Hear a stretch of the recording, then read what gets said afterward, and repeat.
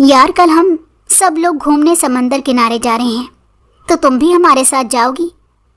सवेरा ने दानिया की तरफ देखा। वो लोग उस वक्त कॉलेज में बैठे हुए थे। उनका फर्स्ट ईयर का पहला हफ्ता था और वो उसको बहुत इन्जॉय कर रहे थे। बाकी सब दोस्तें भी यही प्लान बना रही थी, लेकिन दानिया खामोश रही क्योंकि उसे अच्छी तरह मालूम था कि उसके घर वाले इस चीज़ की इजाज़त नहीं देंगे। क्या हुआ दानिया, तुम खामोश क्यों हो? उसको चुप करके बस किताब पर खामोशी से उंगली फेरते देखकर लाइबा ने उससे पूछा। कुछ नहीं। बड़े मुश्किल से मुस्कुराते हुए उसकी तरफ देखते हुए उसने नफ़ी में सर हिला दिया। ऐसा नहीं हो सकता कि तुम ऐसी सरगर्मियों पर खामोश हो जाओ, इसलिए मुझे बताओ क्या हुआ है। सवेरा ने उसके घुटने पर हाथ रखकर उसे देखा। यार तुम लोगों को अच्छी तरह पता है कि मेरे घर वाले इस चीज़ की इजाज़त नहीं देंगे। उसकी आंखों से अज़ियत टपकने लगी थी कि वालिदैन जिंदा नहीं थे और वो चचा चची के सहारे वहाँ पर बैठी हुई थी। उसे अच्छी तरह मालूम था कि कभी भी इजाज़त नहीं मिलेगी, तो उसने उनसे कोई झूठ नहीं बोला था। यार क्यों इजाज़त नहीं मिलेगी? सवेरा ने नासमझी से उसकी तरफ देखा क्योंकि वो अक्सर हर फंक्शन पर आ जाया करती थी। यार तुम तो जानती हो कि मेरे घर वालों को मेरी कितनी परवाह है। मेरे वालिदैन के चले जाने के बाद उन लोगों ने मुझे आंखों पर बिठा कर रखा है, तो इसलिए वो मुझे कहीं अकेले आने जाने की इजाज़त नहीं देते क्योंकि उन लोगों को लगता है ज़माना ख़राब है और कोई मुझे नुकसान ना पहुंचा जाए। वो उनको हकीकत नहीं बता सकती थी, इसीलिए उसने एक कहानी बनाई हुई थी जो सबको सुना दिया करती थी। यार आजकल के दौर में ऐसे चचा चची और ददियाल वाले वालिदैन के मरने के बाद भी कहाँ से मिलते हैं। हमारे तो उनके जीते जी ही जितने बुरे हैं और हमारा जीना हराम किया हुआ है। रुबाब ने उनको देखते हुए हसरत भरे अंदाज में कहा। गहरी सांस लेते हुए उसने नज़रों का रुख बदल दिया था। हाँ यार उसकी बातें सुनकर मैं इसको बड़ा खुश नसीब समझती हूँ। मेरी तो ख्वाहिश बल्कि अब ये हसरत ही बन गई है कि मेरे ददियाल वाले हमसे कभी प्यार से बात कर लें। और जैसे ये कज़न्स की बातें बताती है तो खुशी होती है, लेकिन अंदर ही अंदर मुझे उससे हसद होने लगा है कि कितनी अच्छी कज़न्स हैं। वो सब दोस्तें आपस में तबसरा करते हुए गुफ्तगू को तवील कर रही थीं और उसका इन सब बातों में दम घुट रहा था, लेकिन फिर भी वो खामोशी से मुस्कुराकर अपने तासुरात को नॉर्मल रखने की कोशिश कर रही थी। लेकिन यार हमें नहीं पता, कल हम सब समंदर किनारे जा रहे हैं और तुम हमारे साथ जाओगी। सवेरा ने उसे देखते हुए हतमी अंदाज में कहा, लेकिन वो इस बात के लिए राज़ी नहीं थी। यार मैं पहले ही बता चुकी हूँ, मुझे इजाज़त नहीं मिलेगी। कभी कभी इंसान इस दुनिया से इतना तंग आ जाता है कि वो कोशिश भी नहीं करना चाहता, और उसका हाल भी कुछ इस लम्हे ऐसा ही था। यार मेरी बात सुनो, मैं मानती हूँ कि घर से इजाज़त नहीं मिलेगी और हमें भी कोई इतनी खुली छूट नहीं दी गई, तो हम सब भी बग़ैर बताए जा रहे हैं, इसलिए तुम भी बग़ैर बताए हमारे साथ चली चलना। घर में ये कह देना कि आज हमारी एक्स्ट्रा क्लास है और फिर हम लोग चले जाएंगे। रिदा ने उसे अपने ख्याल से आशनाई देते हुए कहा, तो उसने फ़ौरन नफ़ी में सर हिलाया। हाँ यार सीधी सी बात है, घर वाले अभी हमें फिरने की इजाज़त नहीं देंगे, लेकिन कल हम सब का प्लान है, तो प्लीज़ तुम भी हमारे साथ चलोगी और हम लोग ना नहीं सुनेंगे। अगर तुमने ना की तो याद रखना हम लोग तुमसे कभी बात नहीं करेंगे। नाराज़गी भरे लहजे और मान भरे अंदाज में कहते हुए उन लोगों ने उसे जाने के लिए राज़ी कर लिया था। गो कि वो झूठ बोलकर जाने पर बिल्कुल रजामंद नहीं होना चाहती थी, लेकिन उसके पास उसकी बात मानने के अलावा और कोई चारा नहीं था, क्योंकि इंसान दोस्ती में बहुत से ऐसे काम करने के लिए मजबूर हो जाता है जो उसका करने का बिल्कुल दिल नहीं कर रहा होता।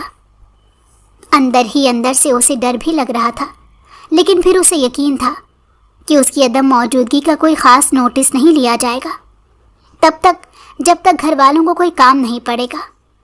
और उसने घर आकर कोशिश की थी कि सब लोगों के कल के कपड़े भी इस्त्री हो जाएं और उनके जो ज़रूरी काम उसकी ज़िम्मेदारी बना दिए गए थे वो भी हो जाएं, ताकि कल कोई उसे याद ना करे। 'Cause I love you, baby. اگلی صبح اس نے بیگ پیک کیا اور اس نے کچھ اضافی پیسے رکھ لیے تھے۔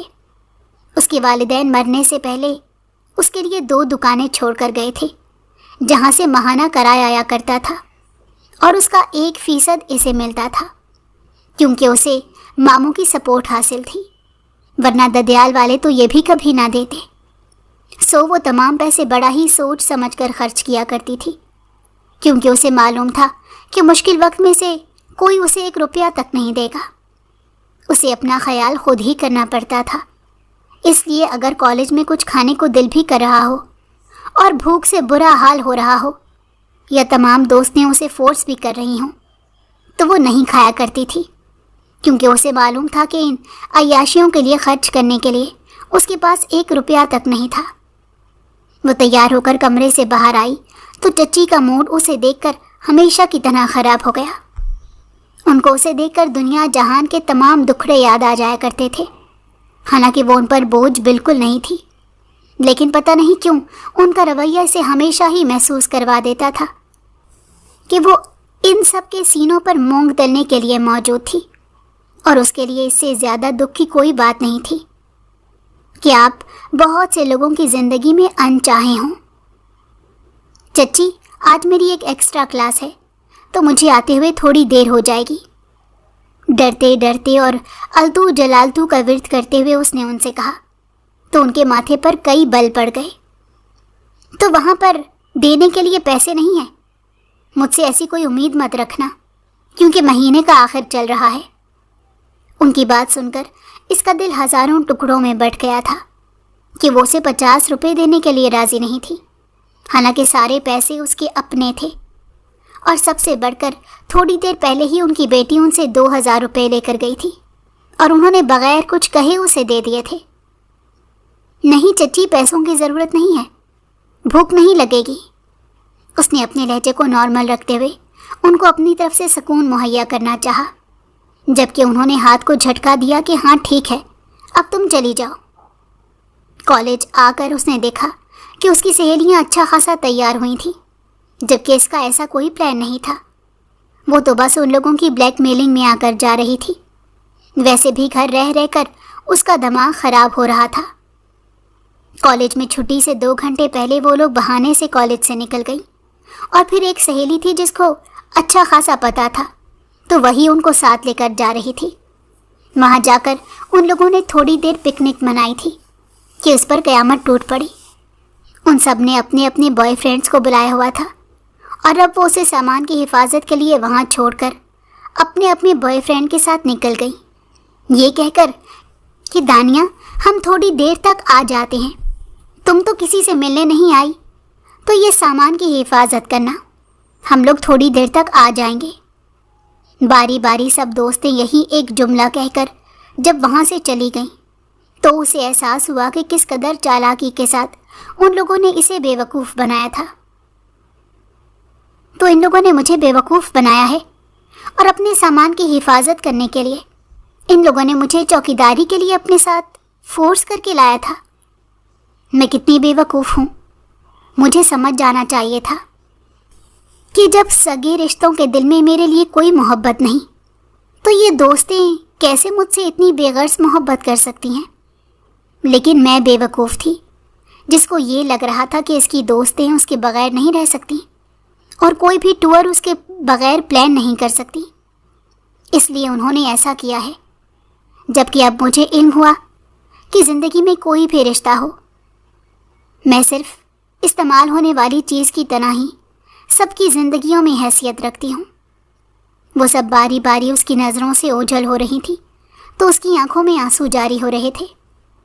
بیٹھے بیٹھے اسے وہ وقت یاد آیا کہ جب وہ 7 سال کی تھی تو اس کے ننیال میں کوئی تقریب رکھی گئی تھی، تو وہ اماں اور ابا کے ساتھ بہت شوق سے وہاں پر گئے تھے، لیکن ہوائی فائرنگ ہوئی تو گولی اماں کو لگی، اور اچانک ہی اماں اسے چھوڑ کر چلی گئیں۔ یہ اس کے لیے بہت بڑا صدمہ تھا، اور کچھ عرصے تک تو اسے سمجھ ہی نہیں آیا تھا کہ اس کے ساتھ کیا ہوا ہے۔ لیکن جب ماں دنیا میں نہ رہے تو انسان کو چند دنوں میں ہی زندگی کی سمجھ آ جاتی ہے۔ گو کہ ابا نے اسے بہت محبت کے ساتھ رکھا تھا، لیکن پھر بھی اماں کی کمی اندر ہی اندر اسے کھائے جا رہی تھی۔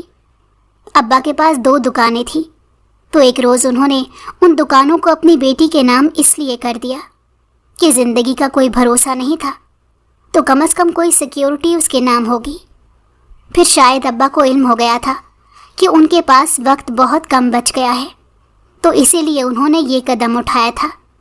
اور ایسا کرنے کے چند مہینوں کے بعد اچانک ہی ان کو دل کا دورہ پڑا اور وہ اس کی دنیا اندھیر کرتے ہوئے وہاں سے چلے گئے۔ سب کے لیے تو شاید یہ حادثہ تھا، مگر اس کے لیے ایک بہت بڑی قیامت تھی، کیونکہ اس دنیا میں اب حقیقتاً اس کا کوئی رشتہ باقی نہیں بچا تھا۔ بہت روئی، بہت پریشان ہوئی، لیکن کیا کیا جا سکتا تھا؟ وقت کے ساتھ ساتھ صبر آ ہی جاتا ہے، اور جب آپ کو معلوم ہو کہ صبر کرنا ہی آپ کی مجبوری ہے، کیونکہ کوئی ایک ایسا شخص بھی نہیں جو آپ کے درد کو ذرا سا بھی محسوس کر سکتا ہو، تو پھر آپ اپنے آنسو خود ہی پونچھ لیتے ہیں۔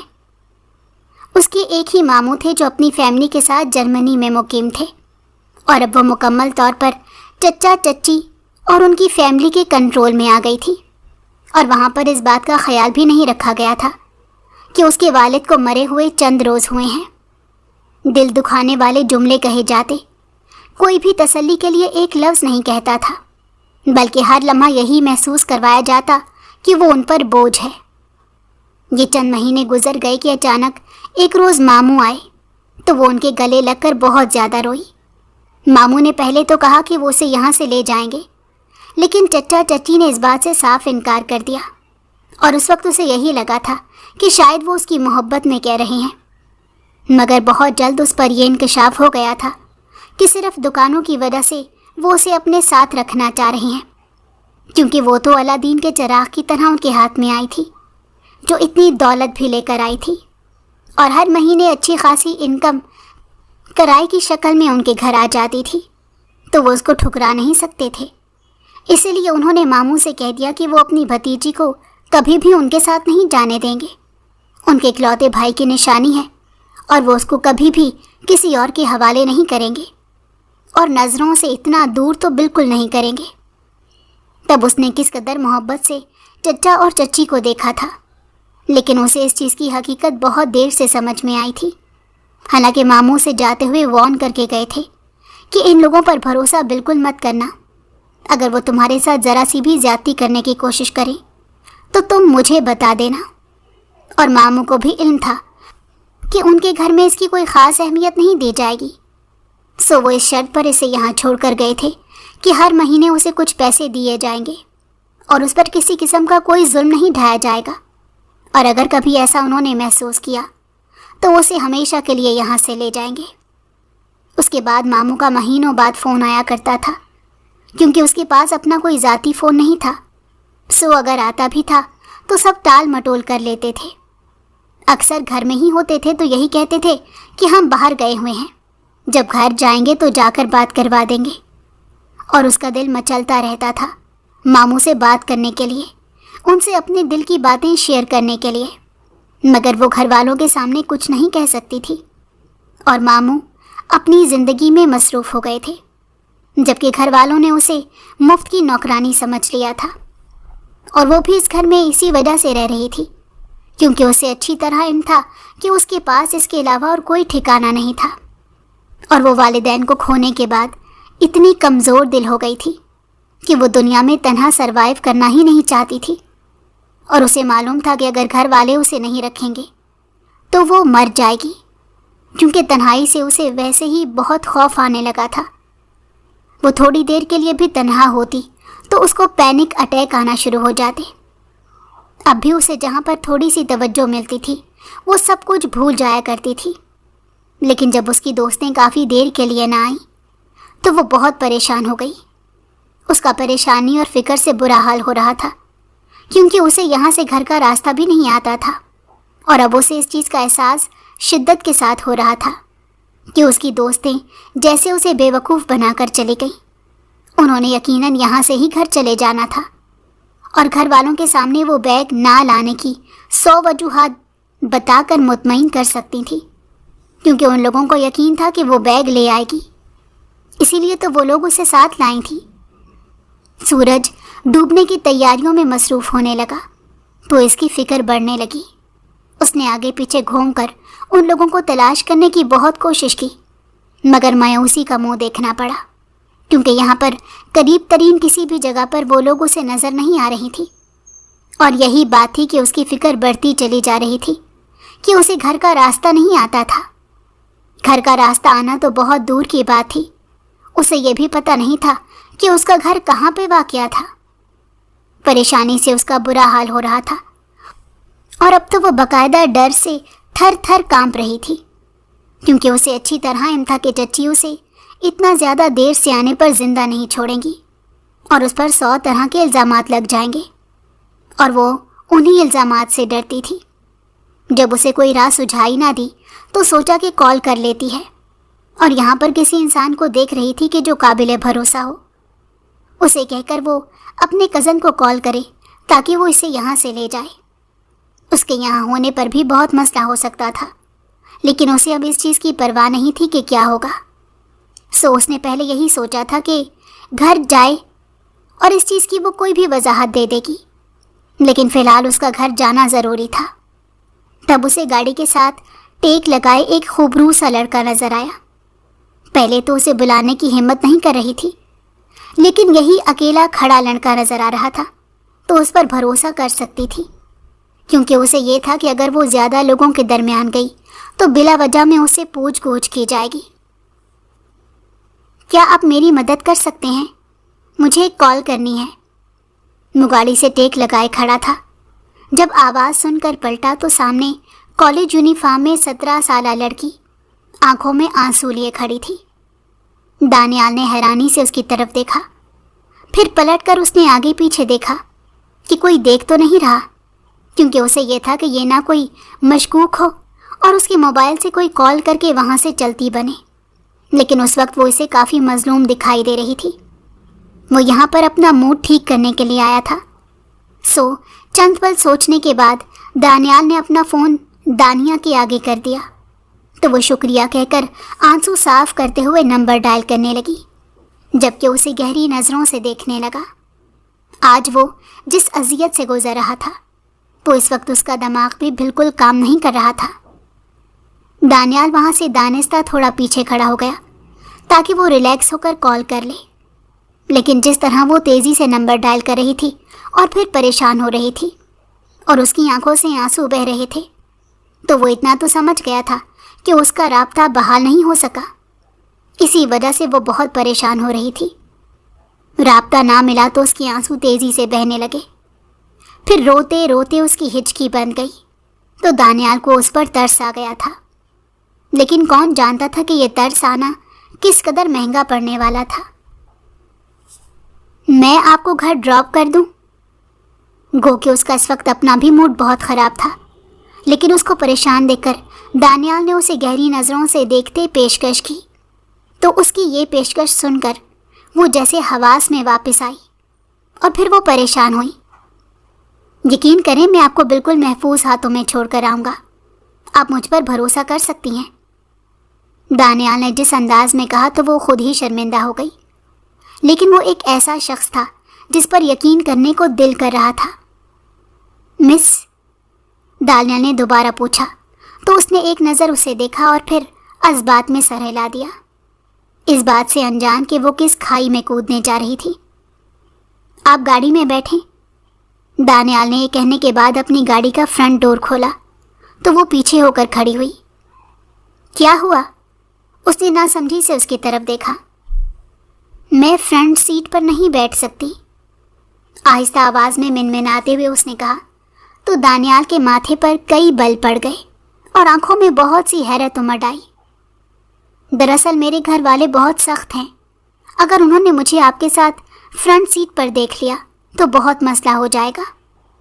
इतना कहकर वो फिर से हाथ मसलने लगी और उंगलियां मरोड़ने लगी तो दानियाल ने समझने वाले अंदाज में कंधे उचकाए और पिछली सीट का दरवाज़ा खोल दिया और वो शुक्रिया कहती हुई उसमें बैठ गई।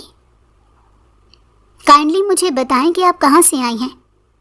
गाड़ी स्टार्ट करने के बाद उसने बैक व्यू मिरर से उसे देखा और पूछा तो उसे अपने घर का जो थोड़ा बहुत पता मालूम था उसे बता दिया اور چونکہ وہ اس شہر کے چپے چپے سے واقف تھا، اس لیے اسے فوراً سمجھ آ گیا تھا کہ اس کا تعلق کہاں سے تھا۔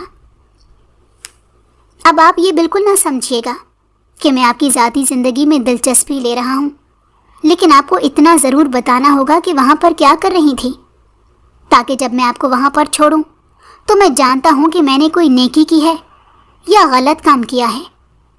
اس نے بیک ویو میرر سے دانیہ کو دیکھتے ہوئے پوچھا، تو نہ چاہ کر بھی اسے سب کچھ سچ سچ بتانا پڑا۔ آج کل کے دور میں تو انسان اپنے سگے خون کے رشتوں پر اتنا بھروسہ نہیں کرتا، تو آپ کو کیا ضرورت پڑی تھی اپنی چند مہینے پہلے بنی دوستوں پر اتنا یقین کرنے کی؟ یوں ہی معمولی سی باتوں کے درمیان سفر کٹ گیا۔ گھر سے ایک گلی دور دانیال نے خود گاڑی روک دی تھی۔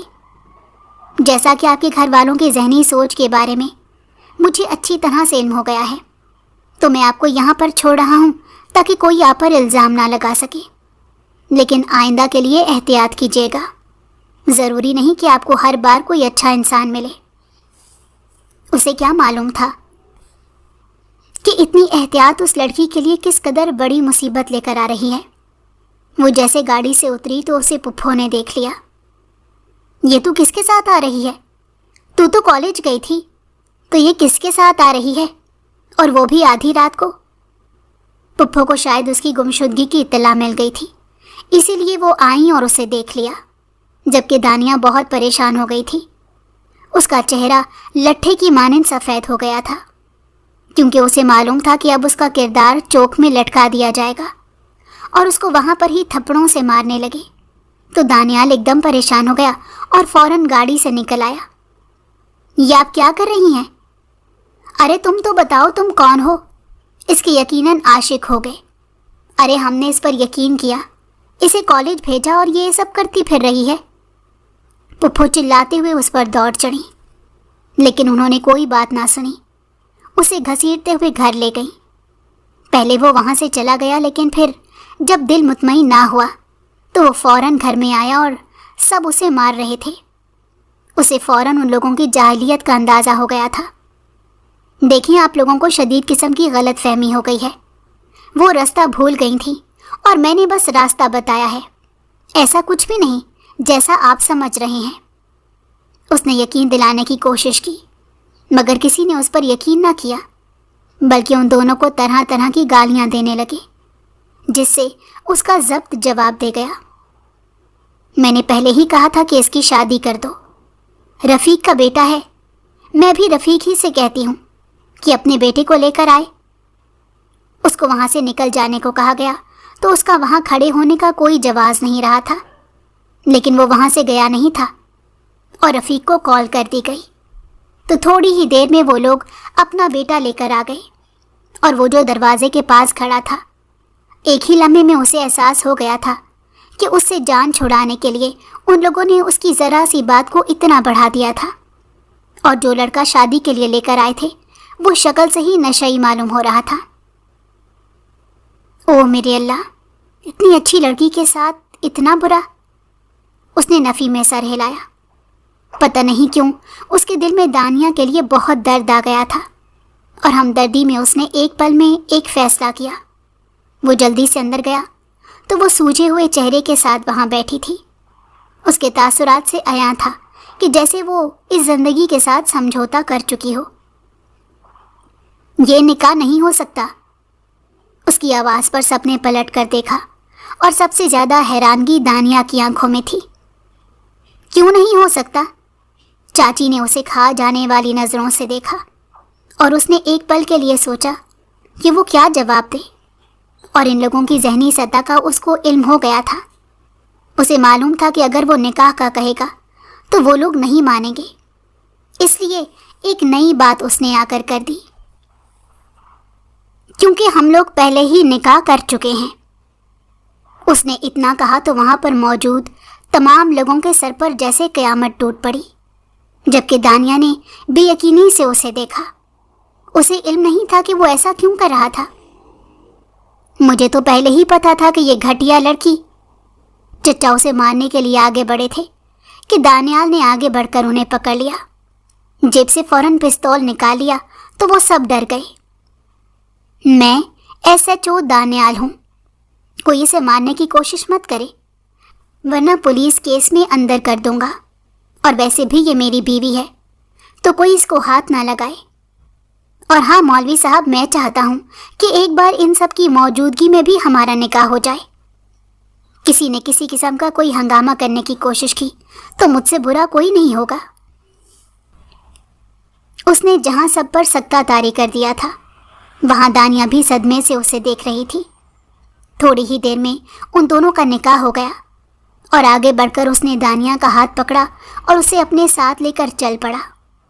وہ بھی کسی روبوٹ کی طرح ان کے ساتھ جا رہی تھی، جبکہ پیچھے سب اسے گالیاں دے رہے تھے اور بہت سی صلاحاتیں سنا رہے تھے. اسے گاڑی میں بٹھا کر وہ دوسری طرف آیا تو چند ہی لمحوں میں اسے احساس ہوا کہ وہ بے ہوش ہو گئی تھی. اسے اسپتال لے کر گیا اور بابا کو کال کر دی. کہاں ہو تم؟ تمہیں کچھ احساس بھی ہے کہ ہم لوگ تمہارے لیے کتنے پریشان ہیں؟ بابا نے چھوٹتے ہی غصے سے کہا. دیکھو، میں مانتی ہوں کہ رامی نے تمہارے ساتھ زیادتی کی ہے، لیکن دیکھنا میں تمہارے لیے چاند سی بیوی لے کر آؤں گی. رامین کی غلطی کی سزا ہمیں تو نہ دو. رامین تمہاری منگیتر تھی اور اس نے تم سے شادی سے انکار کر دیا، تو اس کا یہ مطلب ہرگز نہیں کہ تم اس کی سزا ہمیں دو. ماما نے بھی روتے ہوئے کہا تو اس نے آنکھیں بند کر دی، کیونکہ اسے معلوم تھا کہ جو خبر وہ ان کو دینے والا تھا وہ دھماکے سے کم نہیں تھی. ماما، میں نکاح کر چکا ہوں. نکاح کر چکا ہوں؟ کیا مطلب؟ کس سے کر چکے ہو؟ تم نے کہیں راہمین کو اغوا تو نہیں کر لیا؟ دیکھو بیٹا، خدا کے لیے ایسا مت کرنا.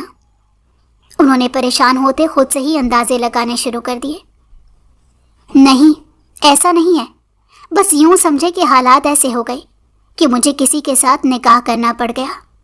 میں تھوڑی دیر تک اسے لے کر گھر آ رہا ہوں کیونکہ ابھی اس کی طبیعت ٹھیک نہیں ہے.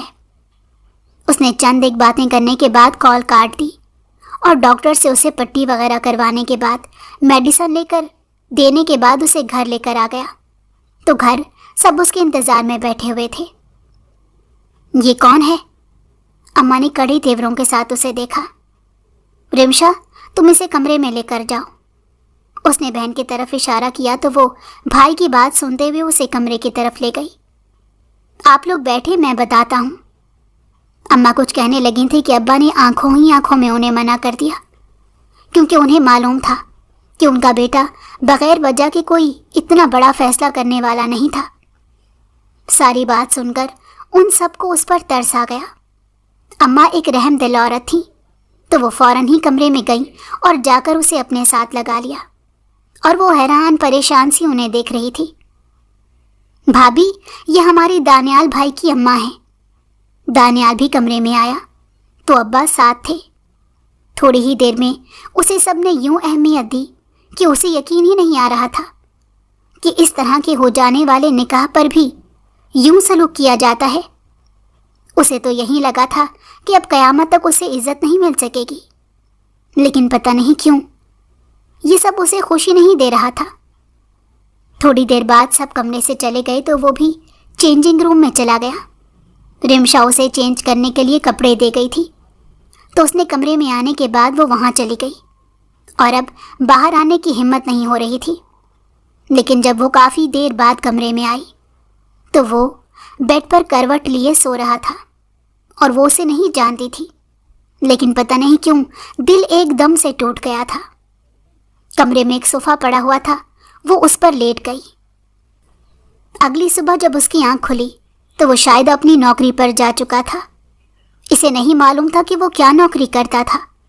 کل شاید اس نے ان لوگوں پر اپنا ڈراوا بٹھانے کے لیے کہا تھا کہ وہ SHO ہے. اسے اٹھے ہوئے تھوڑی دیر ہوئی تھی کہ رمشا کمرے میں آ گئی اور پھر اس نے بتایا کہ وہ واقعی میں ایک SHO تھا. وہ اسے کی کمرے سے باہر لے کر آئی.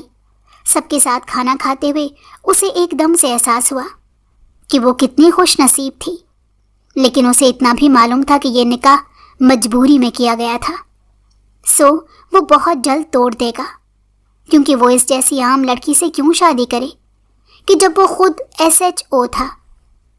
تقریباً ایک ہفتہ وہ اس سے اوائڈ کرتا رہا تو وہ ایک روز دانیہ کو اس سے بات کرنے کا موقع مل ہی گیا. میں بہت شرمندہ ہوں کہ آپ سے مدد لینے آئی تھی اور آپ کے گلے پڑ گئی، دانیہ نے کہا تو دانیال جو لیپ ٹاپ پر کام کر رہا تھا چونک کر اسے دیکھنے لگا۔ میں جانتی ہوں کہ جب میرے گھر والوں کو آپ نے یوں مجھے وحشیانہ انداز میں مارتے ہوئے دیکھا تھا تو آپ کے دل میں میرے لیے رحم آ گیا تھا، اسی لیے آپ نے یہ قدم اٹھا لیا، لیکن میں آپ کے سر پر ہمیشہ کے لیے مسلط نہیں رہنا چاہتی، اسی لیے آپ مجھے کہیں دارالامان میں چھوڑ آئیں۔ اپنے آنسوں پر ضبط کرتے ہوئے اس نے بڑے ہی مضبوط لہجے میں کہتے ہوئے دانیال کو حیران کیا تو وہ لیپ ٹاپ ایک طرف کرتا ہوا اٹھ کھڑا ہوا۔ جتنا آپ میرے سامنے بول رہی ہیں، اگر اس کا 1% بھی اپنے گھر والوں کے سامنے بولا ہوتا تو یقین کریں کوئی آپ پر اتنا ظلم نہیں کر سکتا تھا۔ دانیال نے جس انداز میں کہا تو وہ اسے بہت برا لگا۔ میں ان پر بوجھ تھی، اور جب انسان کسی پر بوجھ ہو تو وہ اپنی باتوں کا وزن کھو دیتا ہے۔ دانیال نے حیرانی سے اس لڑکی کو دیکھا جس کی عمر محض 17-18 برس تھی، اور وہ اتنی سمجھداری کی باتیں کر رہی تھی کہ وہ حیران ہو رہا تھا۔ تم ان پر بوجھ نہیں تھی، بلکہ تم نے ہی ان لوگوں کو سہارا دیا ہوا تھا۔ خیر، میں نے نکاح بہت سوچ سمجھ کر کیا تھا۔ میں تمہیں تھوڑا سا وقت دے رہا ہوں کیونکہ تم اس نکاح کو قبول کر لو، اس گھر کو قبول کر لو، ورنہ میں اتنا اچھا انسان ہرگز نہیں ہوں کہ اتنی خوبصورت بیوی کے ہوتے ہوئے اتنا فاصلہ بنائے رکھوں۔ اس نے جس انداز میں کہا تو دانیہ نے چونک کر از حد حیرانی سے اسے دیکھا۔ وہ حیران اس بات پر ہو رہی تھی کہ وہ اس کی زندگی میں زبردستی آئی تھی اور وہ اس کے قابل بھی بالکل نہیں تھی، لیکن اس کے ساتھ اتنا نارمل برتاؤ کر رہا تھا۔ اتنا حیران ہونے والی بات نہیں ہے، میں تمہارے ساتھ کتنا عرصہ برا رویہ رکھوں گا لیکن میں تمہیں نہیں چھوڑ سکوں گا۔ اس کی سب سے بڑی وجہ یہ ہے کہ میری اماں کو تم بہت پسند آئی ہو، اور میں بھی وہی مرد ہوں جسے ماں کی خوشی سے عزیز کچھ بھی نہیں۔ جب مجھے تمہیں کچھ عرصے بعد قبول کرنا ہے تو میں ابھی ہی کر لوں گا، کیونکہ میں زندگی میں دیری کا قائل نہیں ہوں۔ اس نے یہ بات کرتے ہوئے دانیہ کو حیران کر دیا تھا، تو اس نے مزید کچھ نہیں کہا تھا۔ یوں ہی تقریباً کئی دن گزر گئے تھے کہ ان دونوں کے درمیان بہت محسوس کن خاموشی تھی۔ وہ آہستہ آہستہ اس کے تمام کام کرنے لگی تھی، اور دانیال بھی آہستہ آہستہ اس پر انحصار کرنے لگا تھا۔ وہ نہا رہا تھا اور میز پر اس کا رکھا ہوا فون مسلسل بج رہا تھا۔ پہلے تو اس نے نظر انداز کر دیا، لیکن جب فون کافی دیر بجتا رہا تو اس پر رامین لکھا ہوا آ رہا تھا، اور اس کے بھی دل میں تھا۔ اسے لگا کہ جیسے کسی نے اس کی روح کو تار تار کر دیا ہو۔ پہلے اس نے نظر انداز کر دیا، لیکن پھر جب دوبارہ فون آیا تو اس نے گرین سرکل کو ٹچ کر دیا، تو دوسری جانب سے جیسے وہ شدید منتظر تھی۔ کیسے ہو تم؟ دانیال، میں جانتی ہوں کہ میں نے تمہارے ساتھ غلط کیا، لیکن میں یہ بھی جانتی ہوں کہ تم اس دنیا میں سب سے زیادہ مجھ سے محبت کرتے ہو اور مجھے معاف کر دو گے۔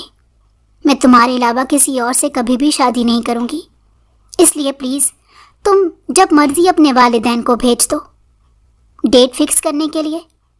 تمہاری پہنائی گئی انگوٹھی میں نے ابھی تک نہیں اتاری، تو مجھے احساس ہوا کہ میں تمہارے بغیر نہیں رہ سکتی۔ ہمارے درمیان جو بھی لڑائی ہوئی اس کا سیز فائر کرتے ہیں۔ تبھی دروازہ کھلنے کی آواز آئی تو اس نے فوراً فون میز پر رکھ دیا اور خود صوفے پر جا کر بیٹھ گئی۔ دانیال نے اس کا سنجیدہ چہرہ بغور دیکھا، لیکن کچھ کہا نہیں تھا، اور اسی لمحے اس نے فیصلہ کر لیا کہ وہ اس کی زندگی سے نکل جائے گی۔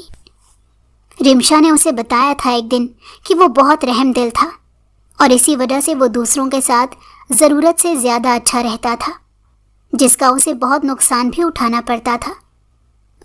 اور وہ جان چکی تھی کہ وہ اس کے ساتھ بھی صرف اچھائی ہی کر رہا تھا، اور وہ اس کی اچھائی کو اس کی اذیت نہیں بننے دینا چاہتی تھی۔ اس لیے بہانے سے وہ گھر سے نکلی اور ایک خط بھی چھوڑ گئی، جس پر اس نے دانیال سے معذرت کی ہوئی تھی کہ وہ اس کی زندگی میں زبردستی آ گئی تھی، اور رامین کی صبح آنے والی کال کے بارے میں پڑھ کر اس نے اپنا سر پکڑ لیا۔ پہلی بار احساس ہوا تھا کہ اسے فون نہ لے کر دینے کی کتنی بڑی غلطی کی تھی، کہ وہ فون سے اندازہ لگا دیتا کہ وہ کہاں پر ہے۔ اتنے دن یہاں رہ رہی تھی، اب اس کے بغیر زندگی بہت بری لگ رہی تھی۔ تبھی اس کے ذہن میں خیال آیا اور وہ قریبی دارالامان میں گیا۔ ارے دانیال صاحب، آپ کو کیا ضرورت پڑی تھی یہاں آنے کی؟ آپ ہمیں یاد کر لیتے۔ نہیں، آپ کا بہت شکریہ، مجھے آپ سے کام تھا، میں اسی لیے یہاں پر آیا ہوں۔ مجھے بس یہ بتائیں کہ یہاں پر دانیہ نام کی کوئی لڑکی آئی ہے؟ اس نے بے تابی سے پوچھا تو وارڈن نے فوراً سر ہلایا۔ جی، آج صبح ہی آئی ہے۔ پلیز اسے بلا دیں۔ اور تھوڑی دیر میں وہ آتی دکھائی دی تو دانیال کو دیکھ کر وہ بہت پریشان ہو گئی، اور دانیال نے کچھ نہیں کہا تھا، بس اسے اپنے ساتھ چلنے کو کہا۔ تو وہ بھی یہاں پر کوئی تماشا نہیں کرنا چاہتی تھی، لیکن یہ سچ ہے کہ اسے دانیال کے وہاں آنے کی بہت خوشی ہوئی تھی۔ تمہیں کچھ عقل ہونی چاہیے، ایک کال پر تم یوں منہ اٹھا کر کہیں بھی چلی جاؤ گی۔ جب میں نے اس روز تمہیں بتایا تھا کہ میں صرف اور صرف تمہیں وقت دے رہا ہوں، لیکن میں نے غلطی کر دی، مجھے تو ایک لمحہ بھی نہیں دینا چاہیے تھا، اور تمام حقوق و فرائض تم پر ڈال دیتا تو تمہیں احساس ہوتا۔ وہ اسے ڈانٹ رہا تھا کہ سامنے سے رامین آتی دکھائی دی۔ دانیال، رامین نے چہکتے ہوئے اسے دیکھا تو دانیال کو اس پر شدید غصہ آیا۔ جی مس رامین، فرمائیے، آپ کو کوئی کام ہے؟ اس نے انتہائی اجنبیت بھرے لہجے میں کہا تو رامین نے حیرانی سے اسے دیکھا، جبکہ دانیہ بھی بہت چوکنا ہو کر ان دونوں کو دیکھ رہی تھی۔ تم مجھ سے ناراض ہو؟ جب تک تم میری منگیتر تھی تو تب تک میں تم سے ناراضگی کا کوئی حق رکھتا تھا، لیکن اب میں ایک عدد لڑکی کا شوہر ہوں، اس کے ساتھ میں بہت خوش ہوں، اس لیے پلیز تم مجھے آئندہ ڈسٹرب مت کرنا۔ By the way, meet my wife Dania. Daniyal, دیکھو قدرت نے ہمیں کس قدر خوبصورت انداز میں ملایا کہ ہم دونوں کے نام بھی بالکل ایک جیسے ہیں۔